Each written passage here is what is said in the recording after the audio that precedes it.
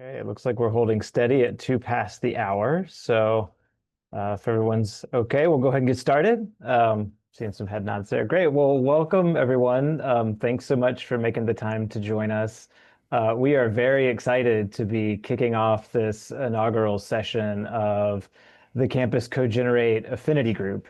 Most of you probably already kind of are aware of what you signed up for, but just to kind of reiterate that this is a space that has been created by the fantastic teams at Campus Compact and CoGenerate to basically facilitate discussions among like-minded practitioners in the higher ed space about how our institutions can meet the present moment in US society as it pertains to one of the larger demographic shifts we've experienced in a few generations as we see older adults comprising a larger and larger portion of the US population, and what we sometimes used to refer to as traditionally aged college students comprising a smaller and smaller portion of the US population.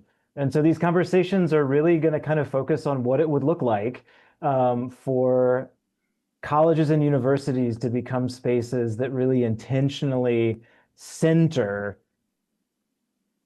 communication, connection, and collaboration between folks of different generations.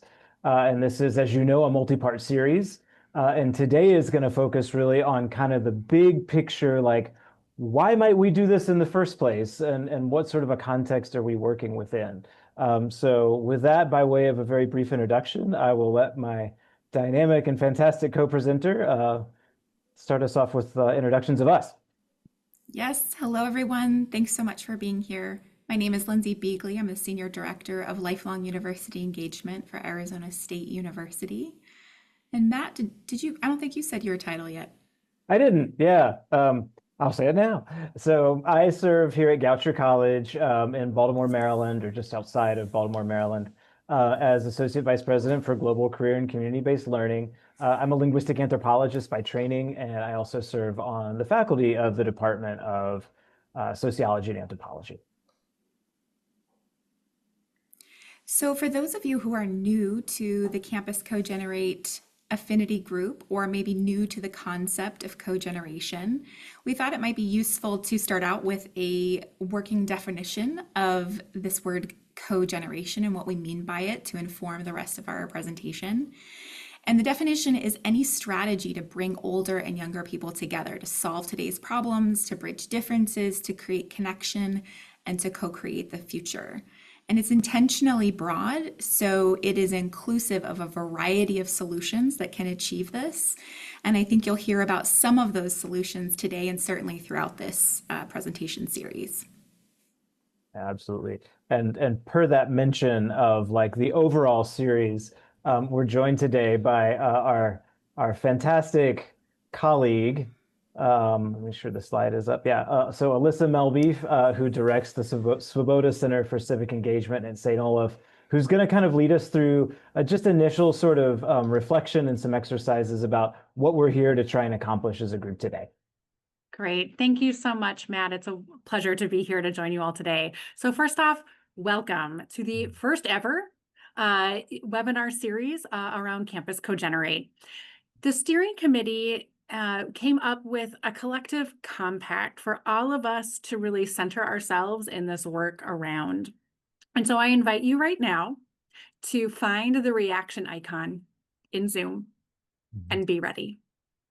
So if you feel so inspired to give a thumbs up, a cheers, a heart to any of the statements I'm about to make, please do so. So our collective compact today as an affinity network is that we are committed to imagining a co-generative future. Our second compact, woo, oh, the hearts, it worked, yay. The second statement, I am committed to innovation, beginning with where I, my institution, and my community is at. And third, we are committed to movement, committed to action. Great, thanks. Matt, next slide, please. And so with that, goodness. Sorry. it's all good. We'll see if we can go back. There we go. All right. So with that, a few more grounding principles before we launch in. So first, we want to recognize that everyone coming here today is at different levels of positional power within your institution and also with your current engagement with this work. So now is where we'd love to just know who else is in the room today. So in addition, in the chat to putting your name, your pronouns if you wish, your institution, we would love for you to also share, are you Cogen curious? Are you like a newbie to this work? Are you Cogen connector? Are you doing some things, but maybe they're fragmented or unsustained? Or are you a Cogen champion who is doing sustained engagement and where this is a real core commitment of your work? So again, invite everyone to share in the chat, name, pronouns, institution, and where you're at, curious, connector, or champion. I'll share for me, I'm definitely at that connector stage. I'm still learning more about like what this cogeneration idea is. And I think we're doing some stuff where I'm at, but I know that we could be doing more as I begin to connect the dots, even more as a connector. As you're filling in the chat, it's great to see so many people is sharing in there. I also want to invite you to make these offerings of the Affinity Network work for you, right? You're going to be hearing about lots of ideas, strategies, knowledge, skills. We encourage and invite you to really adapt these ideas, jump off and go. We also know that we need co-conspirators in this work. We can't do it alone. So please share with others. The webinar invites, the webinar materials, bring people into this work to work alongside you and our communities. One of our collective compacts is around innovation. We want to acknowledge that small innovations are still innovations, right? So you might be hearing about these really big ideas, which are amazing and great, and that might not be possible for you right now. So consider, where can you innovate at a smaller level? I'll be sharing about that later on in the webinar series. And then later on, our last thing is just kind of our theory of change right now is that these small innovations are going to collectively ripple into a tsunami for this co-generative future. So thanks for everyone grounding themselves and sharing more about where they're coming from. Thanks so much to you, Alyssa, for framing kind of the big picture of why we're here and what we're working to accomplish so in such compelling ways. So per that mention of like us all coming from sort of somewhat different vantage points to this work, I'll let Lindsay take the next part of the discussion. Yeah, thank you, Alyssa. And one of the exciting things about this Affinity Network that you had mentioned is that we're all coming from different positions within our institutions, different perhaps perspectives. And Matt and I want to start by sharing the perspective that we bring to this conversation, realizing that you all may bring a very different perspective. Just as an example, some of you may be involved in sort of the community engagement angle of your institution. Weirdly, I was hired by the real estate people at my institution. And so each of us sort of has a different window into this topic. Matt and I both, unusually, we both bring the perspective of oversight over a university retirement community. So in my case, we'll switch to the next slide. I oversee Mirabella at ASU, which is a university-based retirement community right on the Tempe campus of Arizona State University. This is 350 retirees who live on campus, who take classes, who are involved in mentoring roles, who are engaged in arts and culture, in athletics, and just deeply embedded in the campus community. And then Matt similarly has a university retirement community.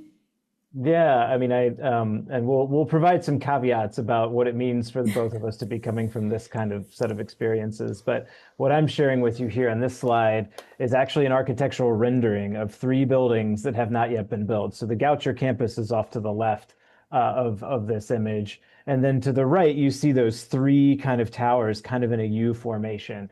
Those are going to be 3 additions to the existing complex you see there, which is Edenwald Senior Living, a retirement community that has been directly adjacent to our campus for several decades.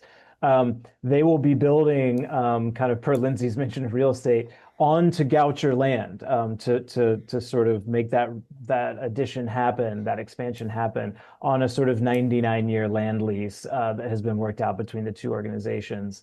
And as that component of the relationship was beginning to take shape, there were some questions for the two institutions to kind of consider about what the broader sort of relationship was going to look like. And there were some questions, frankly, for the folks in my area, which includes the Office of Community-Based Learning, in relation to how centrally are we going to be involved in this? And we kind of made a pitch to get really involved in the formation of what will be the first university retirement community in Maryland.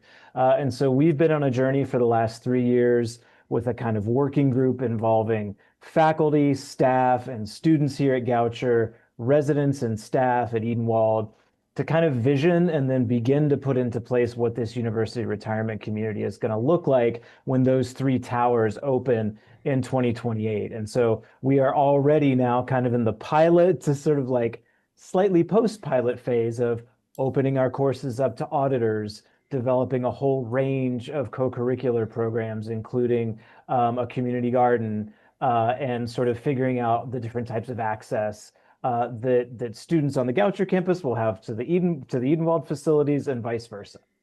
So that's kind of where we're at here at Goucher.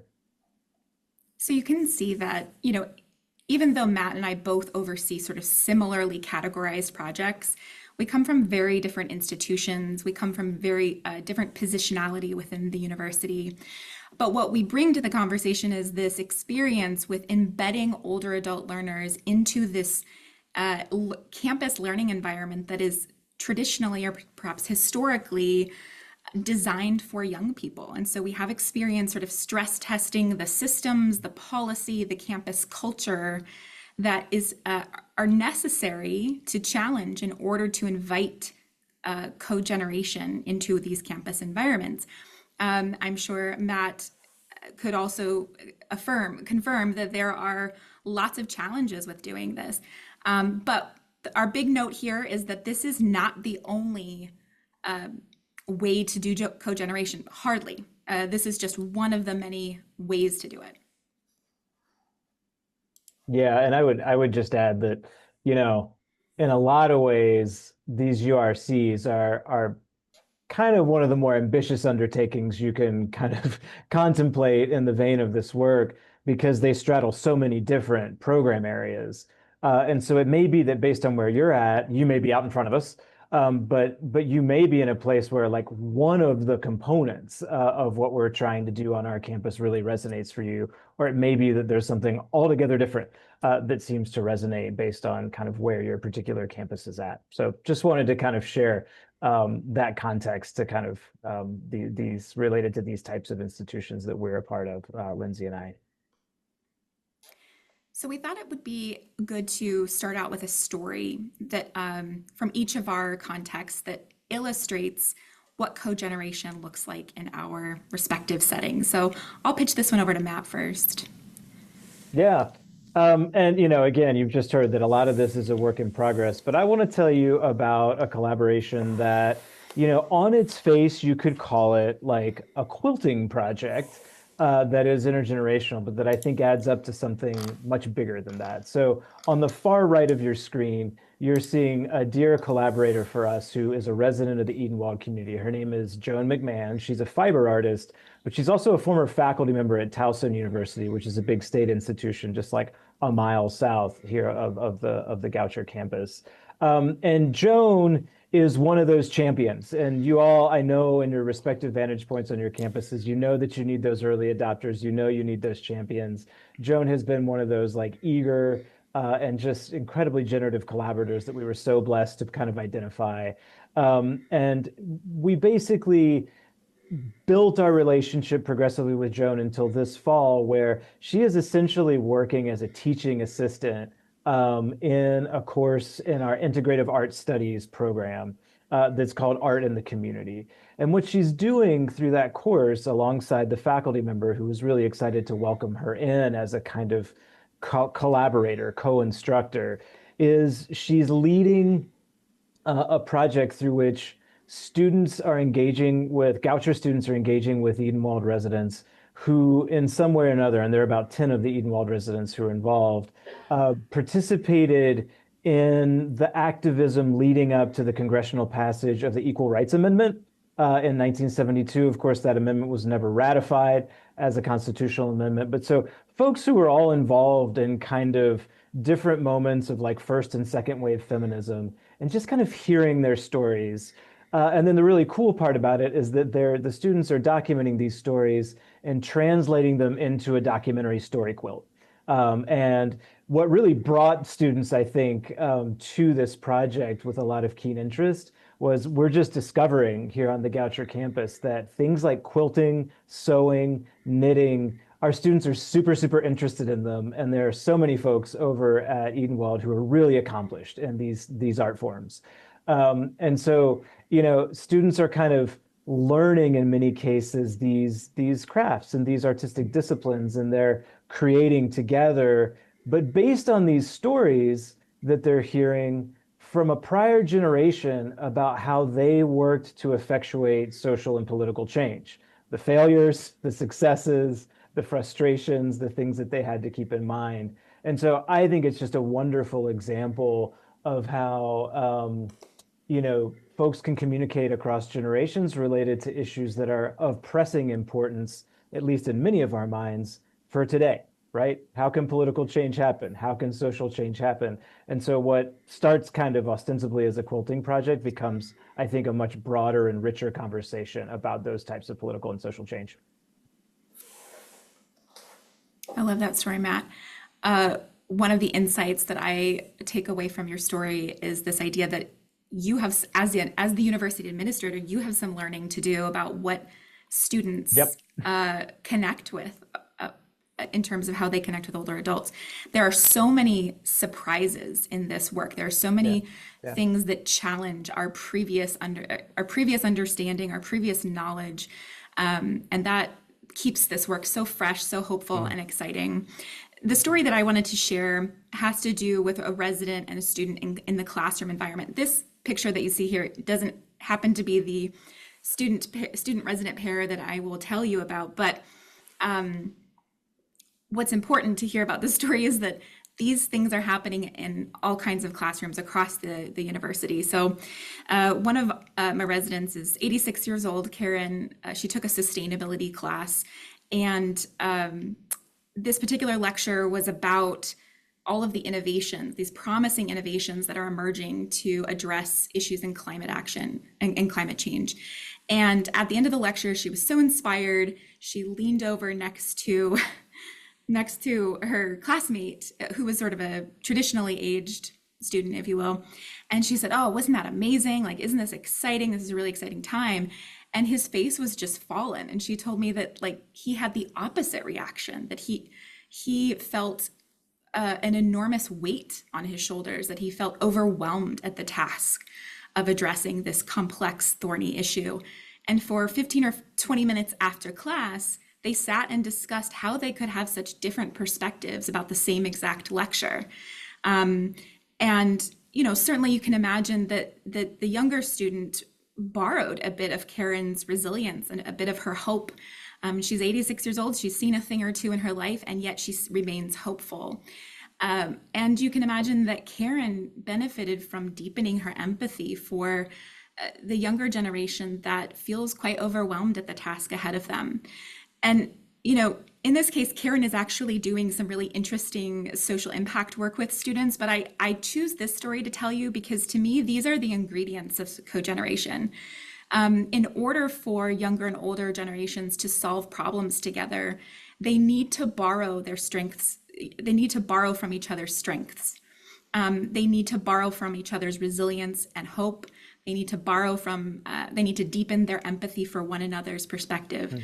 And when those two ingredients are in place, I think problem solving is really achievable.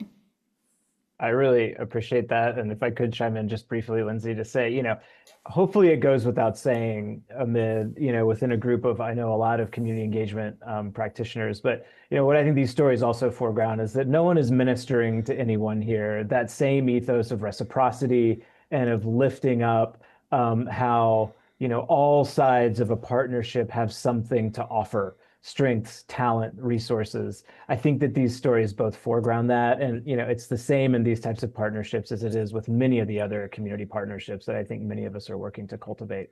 Um, but so, to that point, Lindsay, of the foundations upon which these kind of collaborations can be built. I know you wanted to talk a little bit about these.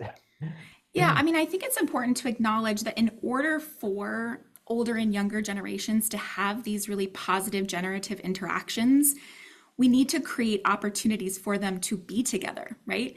And I want to acknowledge that universities, frankly, were not designed to be age inclusive, and we'll speak a little bit later about why that is. But I think it's important to realize that in order to increase proximity to one another, we have to intentionally create pathways for older adults to be included in campus activities. And there's actually a framework for this that's called Age-Friendly University, the 10 Principles of the Age-Friendly University movement. This is a global movement that started in Europe in 2012, so 13, almost 14 years ago, and has expanded, has proliferated really in the US, where about 85 universities have subscribed to these principles. And the idea, the really essential idea with these principles is that, I think it's assumed that older adult learning is something that's secondary, perhaps an afterthought to the core educational activities of the university, that, we're comfortable with the idea of lifelong learning institutes or faculty perhaps offering lectures in a community library. But it is really challenging to accept the idea that everything that university does should be open to older adult learners. The courses, the university should acknowledge the range of educational needs of people at different stages of their life, that the university is uniquely positioned to connect generations in learning. That the university should expand its research agenda to include older adults in their research capacity, that we should be preparing the next generation to understand the opportunity of our age-diverse society, not just its burden. So these principles sort of guide how we might create those pathways in our institutions, realizing it's going to look different for every institution. So I won't go through all 10 of those, but please find your way over to afugn.org to look more into those principles if they would help you think broadly about what it means to include older learners in your campus community. Yeah, and we wanted to kind of start with those principles as a way of kind of, in some ways, opening a bit of conversation now to the full group in relation to sort of where you're at as a kind of, how do you see your campus overall vis-a-vis these like admittedly aspirational principles, lofty principles based on where probably most campuses are starting. But we do have a little poll that we just wanted to kind of, take the temperature here. I'm not sure if that was the poll we had. It's an interesting poll. There it is. Ah, okay. Yeah, just like how would you rate the age inclusiveness of your campus, having seen those principles of the age-friendly university? I'm seeing some names of institutions here that may be onward toward 5. But yeah, just interested. So 1 is the least and 5 is the most. It's always important to clarify in a poll. It The is, Likert yeah. scale. Let's be good. Let's be good social scientists here.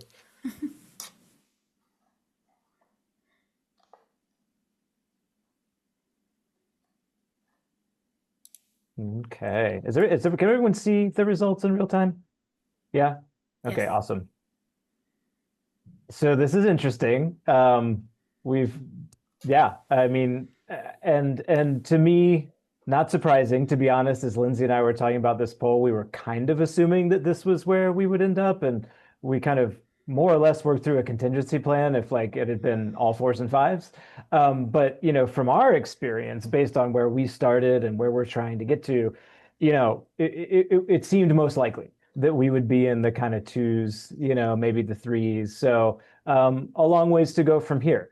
And one of the things that hopefully this poll helps emphasize is that you're not alone in feeling that. And really, if we stop to think about it, I think we can close the poll out. Um, Oh, there are some like, people say they can't see it. oh, If you go sorry. to no, if you go to polls and quizzes, which is a little icon, should be in your Zoom Hmm. menu bar, it should pop the current poll up. Yeah, there it's Oh, back. there it goes. Yeah. So yeah, if anyone can't see, 13 of 19 rated their campuses as a two. And we had one at five, two at four, two at three, and one at one. Um, yeah, we think we have a question. We could probably take a brief pause and yeah, let's see. Is that Fee? Am I pronouncing your name correctly? Did you want to unmute and contribute? Yep, you are. Thank you. Yeah, I just wanted to mention I did a 5 for my answer. That was based on my particular campus. I'm at UConn. The main campus is at Stores, Connecticut. I'm at the Waterbury campus. We've had an OSHA Lifelong Learning Institute for 18 years now. I'm the director of that program. We recently pushed UConn towards becoming an age-friendly university. We got our accreditation in May, so we're really excited about that. I wanted to just say, though, that there is a very uneven attitude or uneven evidence across the different campuses. We're very, very strongly involved in intergenerational learning here because of the OSHA program.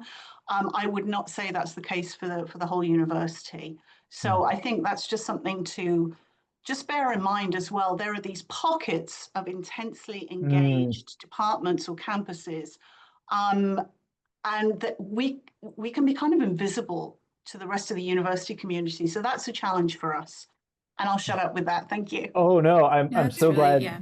Yeah, you shared that perspective, Fee. Thank you. And it's such a point well taken, and I think a lot of us who have tried to manage change on our campuses see that, right? That you can create pockets of innovation, but a lot of ingredients are required to really attain institution-wide buy-in and sustained effort, right? So I think that's a really helpful reflection for all of us, and it's an asterisk next to your 5, right? Kind of noting that there's still work to be done, even on a campus that's accomplished a lot already. Thank And you. an important, I think, observation here is that um, I don't know that this work really will will ever be done. I mean, you might assume that if you have a university retirement community on your campus, for example, that you must be a 5.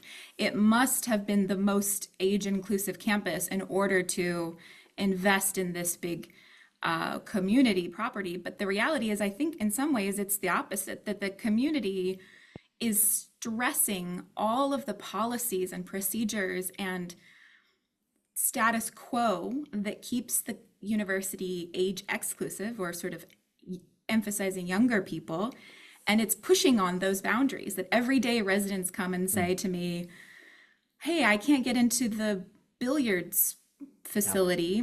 My student ID card doesn't work. And then I have to go advocate for their inclusion in this facility and, sort of explain to the administrator that these folks should be included and these, we have an agreement. And so it takes continuous advocacy to include older adults in all of the spaces and all of the opportunities, particularly for Yeah. a big school. Yeah. Yeah. And a lot of intentionality is kind of what I'm hearing implicitly in that comment. Vu, it looks like hope I'm pronouncing your name correctly. Is that your hand up? Yes, thank you very much. Hello, my name is Vu. I work at Salem State University, and I really appreciate the space. I'm always yearning for these types of spaces to discuss age inclusiveness in higher ed. Um, I am really sitting with the 10 principles and observing that the principles are really focused on learners or students, or if we're thinking business terms, customers or consumers, right? We're Mm. talking about the people who are consuming higher education. I'm wondering what this also looks like when applied to our organizations themselves when we're looking at the staff, the faculty, the Mm. administrators, because I'm not sure that we can talk about age inclusivity without also talking about those individuals within our campus communities or those populations, right? So how Mm. age diverse or how our voices from different generations represented at high level decision makings within universities, Mhm. and within the faculty, what does that look like within staff? And so I think Yes, I want to yes. encourage for You're us to you're think more speaking to a broadly. piece of the ecosystem here that we don't have covered in the presentation, but I want to point you towards. I think Dr. Montepere is on the call. Yes, so she and colleagues through the Academy of Gerontology and Higher Education, GSA, Gerontology Society of America, have developed age inclusive domains of higher education, which sounds very similar, but I think emphasizes the practices and the policies of the institution itself, the management of the institution itself.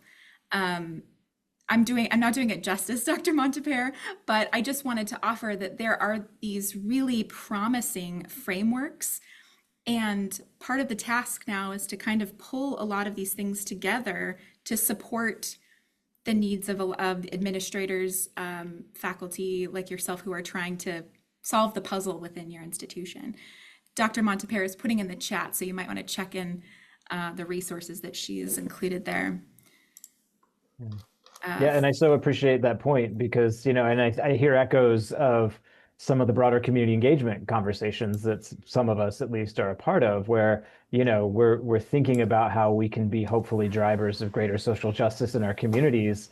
We also need to take that lens internally sometimes and look at how power operates within power and exclusion operate within our own, four walls, such as they are, whether they're virtual or physical. Well So. said. So, Well we've said. already started to talk a little bit about some of the barriers to achieving more age inclusive and age diverse campuses, but Lindsay is going to speak, I think, a little bit more to that, right? Yeah, well, I think it's worth calling out that we have long thought of universities as these places focused on young people to prepare young people for the workforce. And I want to call out that the reasons why we believe that are a function of the historical context of the last, century or so, that there's not, a hard and fast rule of what universities should be doing, who they should be serving, what function they should be playing in our society.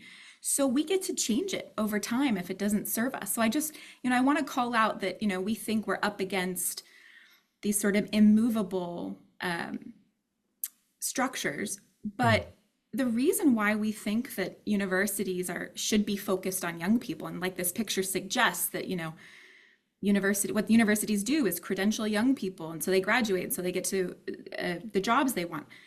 The reason why we think that is that over the last century, we experienced the baby boom, right? So we've got this enormous population of young people. Simultaneously, we have these kind of economic forces at play where families are enjoying greater discretionary income. They didn't have to pull their kids out of school to help work, so kids stayed in school. They graduated high school, so now we have more high school graduates who were prepared for the next step in education. And there was this sense at the time, and this is around around the middle of the century, that a college education meant better economic mobility. And then there were some federal policies that were in place to encourage more young people to go to college so that the US could be more globally competitive, like the Higher Education Act of 1965. All of these things, this sort of complex web of policies and economic and social forces at the time, had universities really hyper-focused on young people. But the reality is those conditions have changed. Those baby boomers are now retiring. The very, let's see, the youngest is 61 this year, I believe. And so universities have to adapt, right? But we've done that before. That's Matt? right. Yeah, and I mean, I think, the American Historical Association for any of you who are like avid followers of their social media, they launched a hashtag, a few years ago, hashtag everything has a history. Of course, higher ed does too. And I agree, like, it's helpful to just sort of name what that history is so that we understand, to help ourselves understand that these things aren't immutable, they can be changed. And, one example that Lindsay and I have discussed, and I've discussed with a few other folks who have kind of been involved in this network, is I see these striking parallels because I also oversee global education and international student mobility here and have done so in previous roles with the kind of mandate to internationalize our campus and curricula that emerged, as kind of a direct outgrowth of the fall of the Soviet Union and the dawn of the global era. Institutions really did, I think, start to earnestly kind of accept and embrace that part of their role was to prepare their graduates to engage in a much more sort of intensely globalized workforce and world.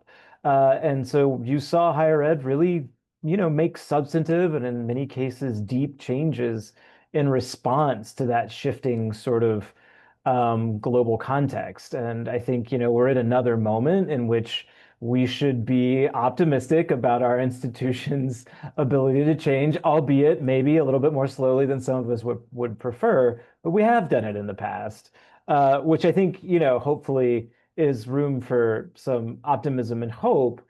But so if we can sort of begin to sort of initiate these change processes, I think that then brings us to the question of like, well, why would we at this particular moment, right, in our sector's history and in sort of US social and political and economic history? And so this is kind of getting around to like, yeah, the case for cogeneration now. And I will say, like, as we kind of go through the next few slides, hopefully, it may be that we're completely speaking to the choir here, preaching to the choir here, I guess is the metaphor, and that these are arguments that are all on top of mind for you already. If that is the case, though, hopefully it's also helpful for you to be within a colleague of peers who can kind of help you refine, maybe interrogate some of these arguments for the purposes of case making in your respective institutions. If you're already convinced, then hopefully some of these observations will help you in that way as well. Yeah, so the big question I think is why now, right? I think for whatever reason, for decades, we have been aware that this demographic shift is coming. This is maybe one of the more predictable macro trends we have today. We don't really know what's going to happen with AI, big question marks around climate change, but this particular macro trend is pretty well calculable. And yet, for whatever reason, we seem to think this is a far off thing that might happen in the future and haven't really thought deeply about what its implications are for our business, our practice. So these things are already underway. They're already happening as indicated by a few of these data points here. So within 8 or 9 years, we're going to be crossing that threshold where there will be more people over the age of 65 than under 18 for the first time in US history.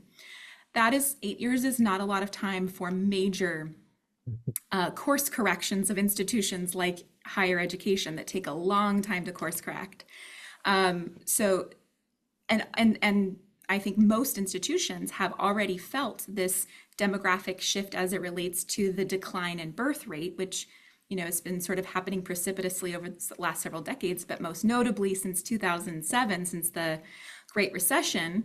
Those students would have been 18 this year. And so many institutions are experiencing this enrollment cliff, which is essentially an estimated 15% enrollment decline beginning this year. And we've seen institutions shuttering because if they only serve 18 to 25-year-old on-campus students, this has been painful, I think, in terms of enrollment numbers for a while. And then I think the other piece to understand this picture here is this growing demand for learning and engagement experiences among older adults, among retirees.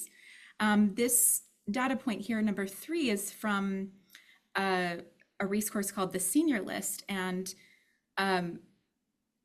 they said 1/3 of seniors over the age of 60 are interested in continuing their education. And in this particular poll, this was, do you want to pursue a credential, which I think is really high for wanting to pursue a credential. So you can imagine this number might be even higher for those who are interested in just sort of informal learning and engagement experiences.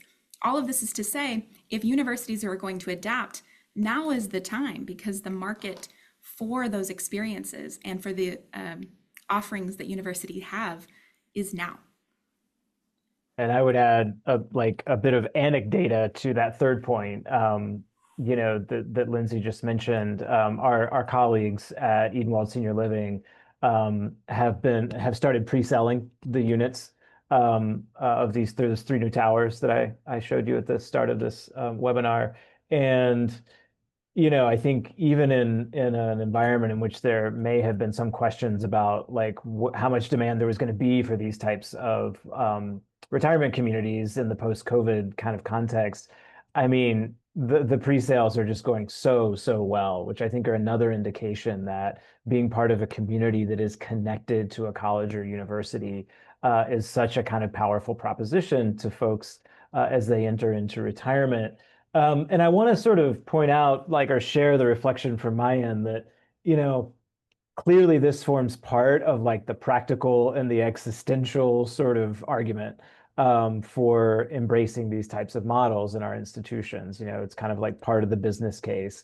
But I think what we can also see is from more of a mission orientation. These are learners who want to learn, and our institutions are supposed to be here and have always supposed to, they've always been here in theory to kind of nurture that desire to learn. And, even if it's not for a credential, the whole founding idea of this liberal education model that we have is that we're also sort of, continuing to nurture people's desire and capacity to engage in liberal democratic society.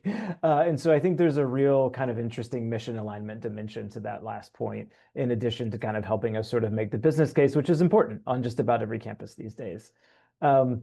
So that's, sort of the kind of answer to why now. Moving into, what we can recognize as, I think, multiple tiers of benefit that can be sort of achieved through like centering intergenerational and cogenerational sort of engagement on our campuses.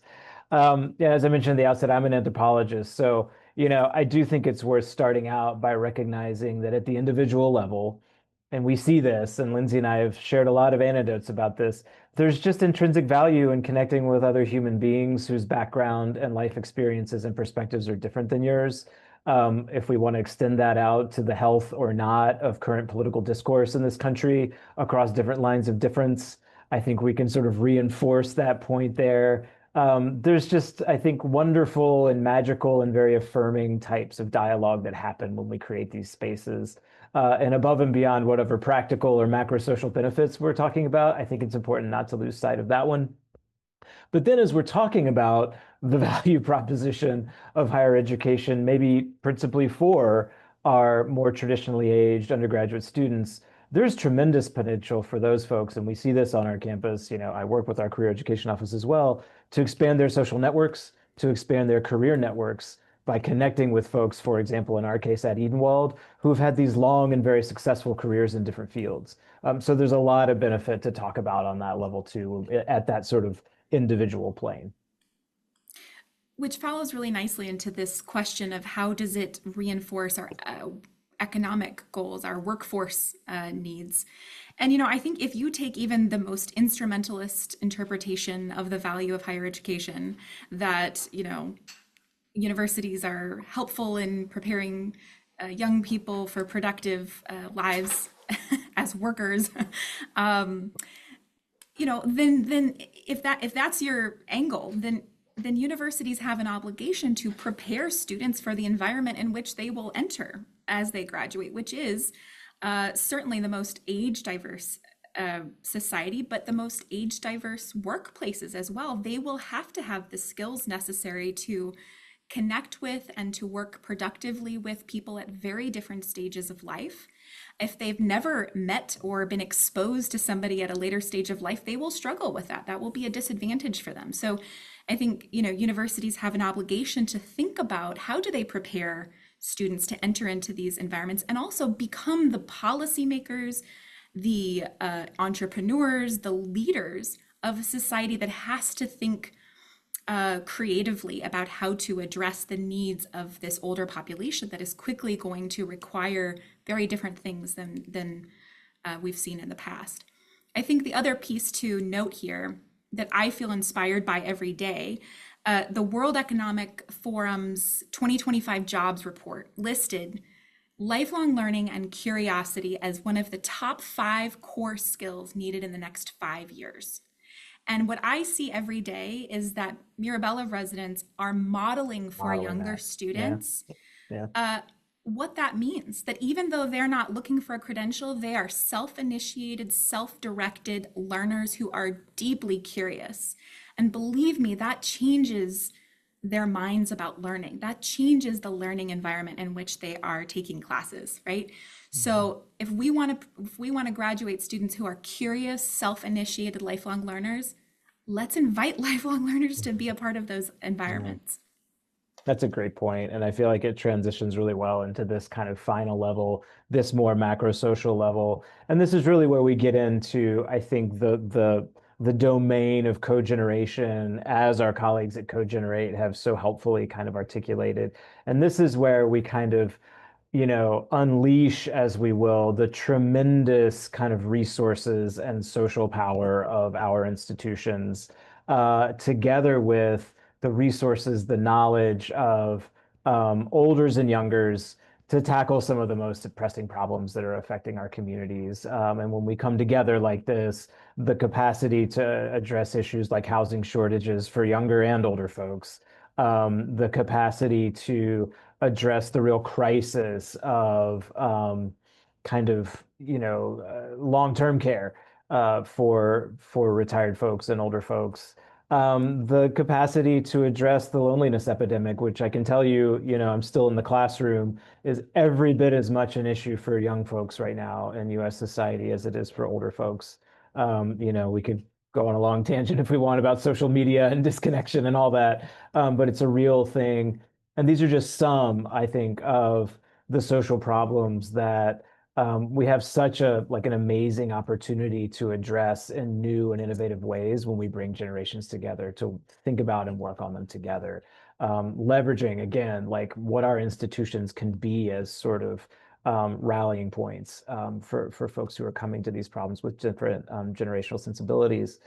I think it's time now to talk about, okay, what can this look like? We, mentioned at the beginning that university retirement communities are a pretty big bite at the apple in some ways, but that there are so many other kind of models out there from which we can take inspiration and encouragement. And we've listed a few of them on this slide. CoGenerate's website has a wonderful sort of inventory that they're curating. You'll hear more about these things as we work through this series together as an affinity network. We did want to call out just a couple. The partnership between Lori's Hands and University of Delaware.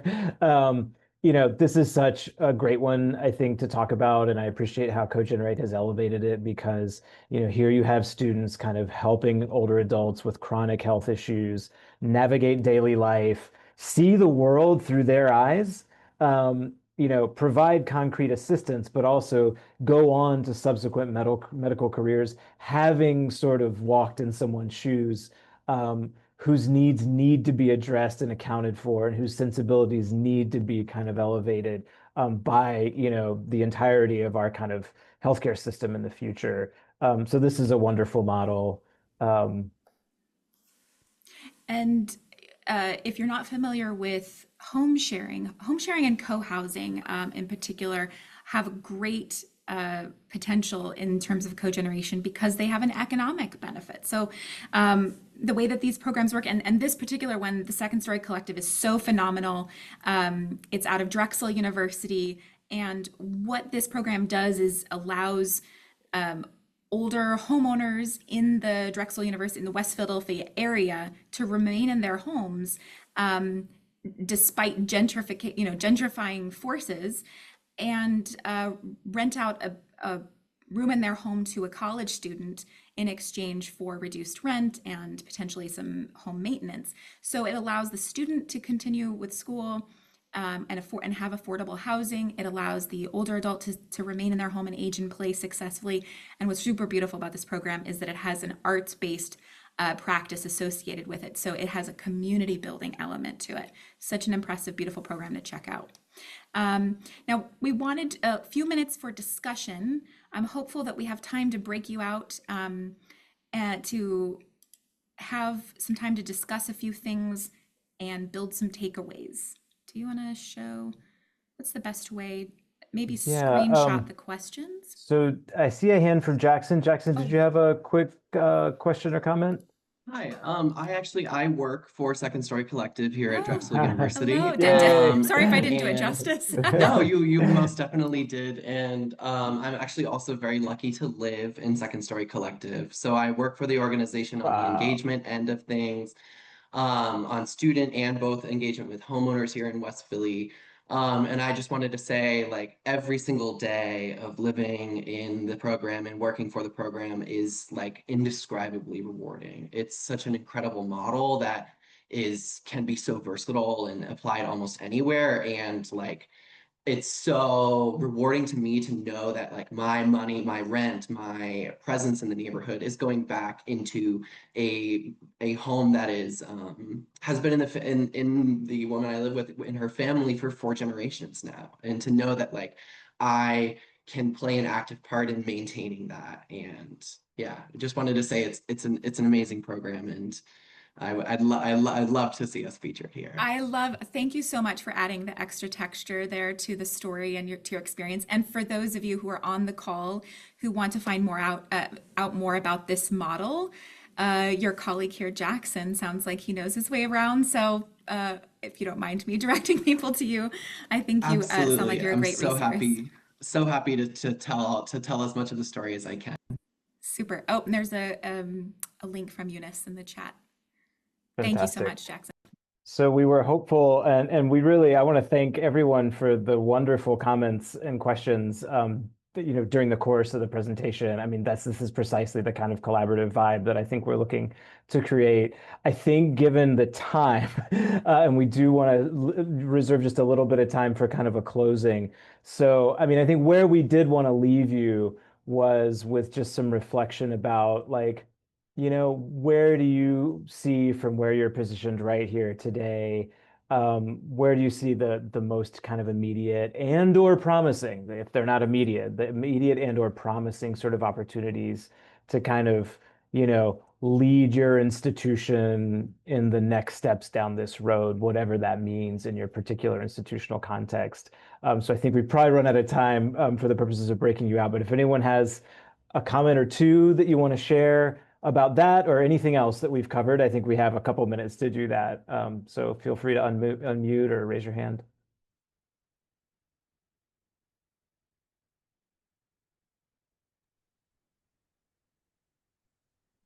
I will say, so at Second Story Collective, we are paired with Writers Room, which is an organization here in West Philly that puts on free and open to the public creative writing and arts programming. We do a lot of work with AmeriCorps seniors here in West Philly to bring together those two ends. And our motto at Writers Room and Second Story is we start with story. And I was just kind of thinking about, or I'm constantly thinking about how, like, as a young person, as a university student, and someone that wants to live a civically engaged life and experience living in going to an urban school, that it is indescribable to the value of having people with this kind of endless amount of wisdom around you, and that like this kind of foundation on storytelling and memory and kind of that our universal connector is like is communication, is story and experience between one another. Yeah, I really appreciate that reflection, Jackson. And I mean, I think, we have to kind of, as we're making the case for these types of programs, a lot of us are going to have to kind of articulate the business case, which is why it's smart to do this. But I think also we've got to hold on to the kind of philosophical case, which is why it's the right thing to do this.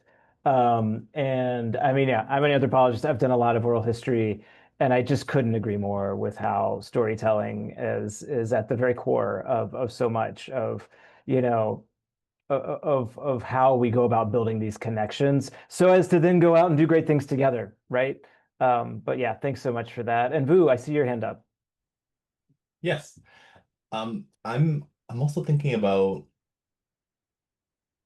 as it relates to age diversity for students, how the differentiation between undergraduate and graduate student population. Mm, Because I think some of what I'm sensing or assuming is that the concept of an older adult learner is maybe seen as abnormal or not normative for undergraduate populations, but for graduate populations, that population is inherently much more age diverse. And so I'm wondering where graduate students fall within the scope of the work that maybe each of us are doing individually, or how we can also include considerations for graduate students. Because often the discourse about graduate students is very monolithic, right? We won't yeah, campuses talk about supporting graduate students. It's not really done with a very nuanced perspective. It's yeah. how can we do it in a convenient way or in a way that costs the least amount of money in supporting graduate students. So I wanted to throw some of that out for thought as well, because the graduate student population is also Yeah, growing tremendously at many universities. And it's a great point. It's a great point. Thank you. And I hope you'll continue to surface it as these conversations continue. Thank you. So I think it is time to kind of wrap up our session here. And we'll turn it back to Alyssa. And then for those of you who can stay on, we do have a poll for you before we kind of wrap up once Alyssa's done. So if you can hang on for that, we'd be grateful. Just really quick, a reminder of our collective compact that we have as a group together. And then really want to invite you then to think about what is your faithful next step, right? What is one thing that you might be able to do between now and our next webinar? And if you can think of an idea, put it in the chat. So this might be someone you can talk with, some investigation you want to look into. Maybe it's revisiting those age-friendly principles to refresh and reflect on what you're doing and where you're at. What's one step that you can take? If you can, put it in the chat. We'd love to collect those ideas.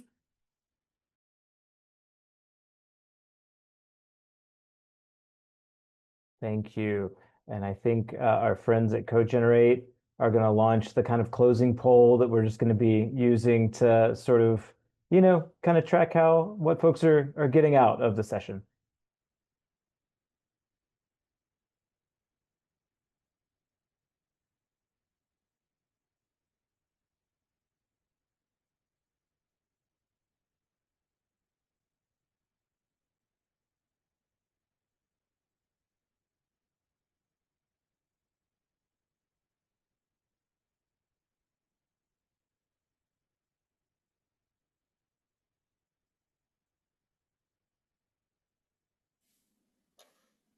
These are some Okay. grateful, faithful next steps. I love Chang's comment that you need internal champions, you need internal partners for this work, that it's not something any one person can do in their institution alone. So great, wonderful.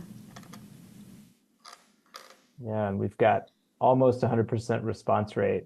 So thank you so much for your feedback and for your contributions throughout the session. Hopefully, you're up to speed on the next session that will take place as part of this series. We hope to see you then.